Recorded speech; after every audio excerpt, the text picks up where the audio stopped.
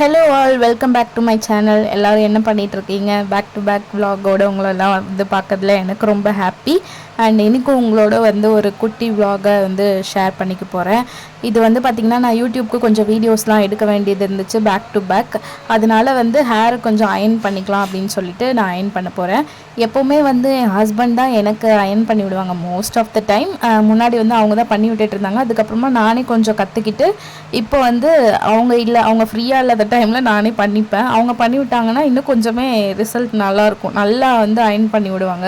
இப்போ அவங்க எல்லாம் ஆஃபீஸ் போயிட்டாங்க, நானாக தான் இருக்கேன். அப்படிங்கிறதுனால நானே வந்து செல்ஃபாக அயன் பண்ணிவிட்டு அடுத்து நம்ம வீடியோ எடுக்கலாம் அப்படின்னு சொல்லிட்டு நான் அயன் பண்ணிகிட்ருக்கேன். இந்த மாதிரி தான் வந்து 2 பார்ட்டிஷனாக பிரித்து மேலே வந்து கொண்ட மாதிரி போட்டுட்டு கீழே இருக்கிறத வந்து அதையும் 2 பார்ட்டிஷனாக பிரிச்சுட்டு அதுக்கப்புறம் நானே செல்ஃபாக அயன் பண்ணுவேன். இந்த மாதிரி தான் எப்போவுமே நான் அயன் பண்ணிப்பேன். அண்ட் வந்து இந்த மாதிரி அயன் பண்ணுறோம் அப்படின்னா கண்டிப்பாக ஹீட் ப்ரொடெக்ஷன் சீரம் யூஸ் பண்ணணும்.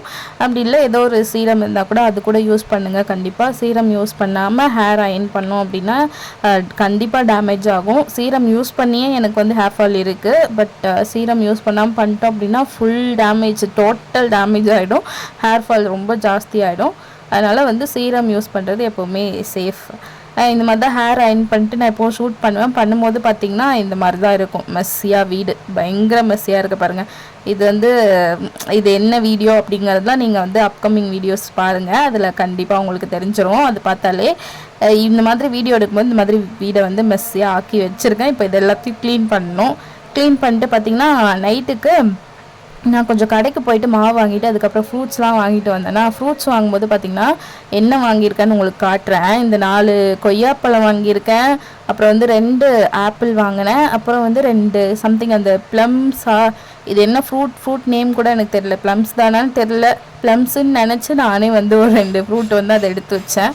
ஸோ இதுதான் வாங்கினேன். இதுவே வந்து எனக்கு 350 ஆயிடுச்சு.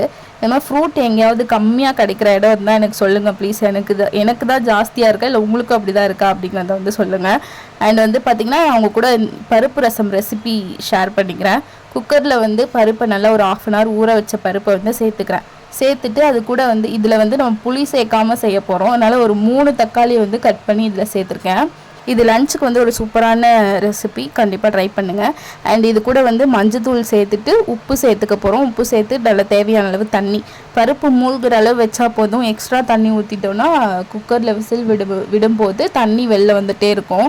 அளவாக வச்சா மட்டும்தான் தண்ணி வெளில வராமல் கரெக்டாக நமக்கு வெந்து வரும். இந்த மாதிரி பருப்பு மூழ்கிற அளவுக்கு கரெக்டாக தண்ணி ஊற்றி நான் வந்து விசில் போட்டுக்க போகிறேன். ஒரு 4 விசில் போட்டோன்னா நமக்கு வந்து பருப்பு நல்லா வெந்துடும். இது வந்து ரேஷன் கடையில் வாங்கின பருப்பு தான். இது வந்து ஒவ்வொரு பருப்பை பொறுத்து. ஒரு சில நேரம் பருப்பு 3 விசில்லே சூப்பராக வெந்துடும். சம்டைம்ஸ் 4 விசில் வேணும், சம்டைம்ஸ் 5 விசில் வேணும். இந்த பருப்பு 4 விசில் விட்டால் வேகுது. அடுத்தது நம்ம ரசத்துக்கு எப்பவும் அரைப்போம்ல, அது வந்து அரைச்சிக்கலாம்.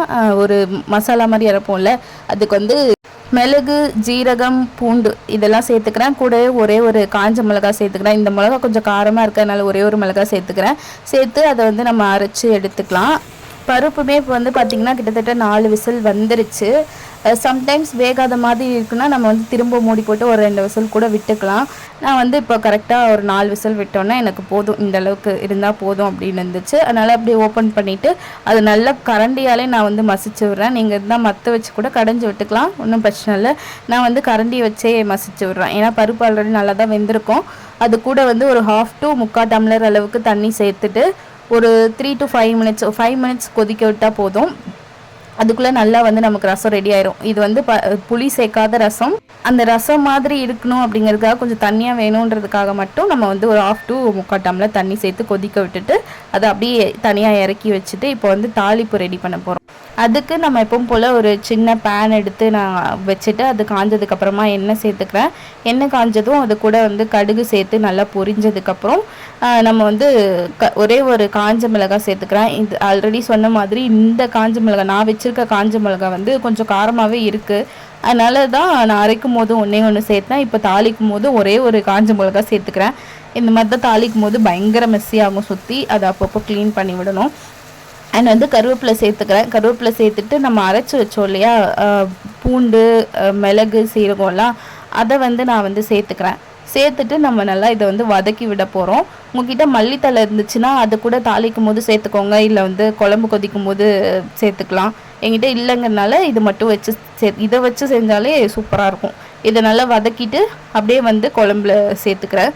அவ்வளோதான், நம்மளோட பருப்பு ரசம், புளி இல்லாத பருப்பு ரசம் சூப்பராக ரெடி ஆகிடுச்சு. அது கூடவே வந்து ஆம்லேட்டும் போட்டுக்கிட்டேன். 2 ஆம்லேட்டு, கொஞ்சம் வந்து சேப்பக்கிழங்கு வறுவல் அண்ட் கொஞ்சமாக ரைஸ் வச்சுருக்கேன். இதுதான் என்னோடய லஞ்ச் பிளேட் இன்றைக்கி. ஒரு சூப்பரான லஞ்ச். அடுத்து ஒரு சூப்பரான vlogல வந்து உங்களை மீட் பண்ணுறேன். until then it's bye from Sola. Bye.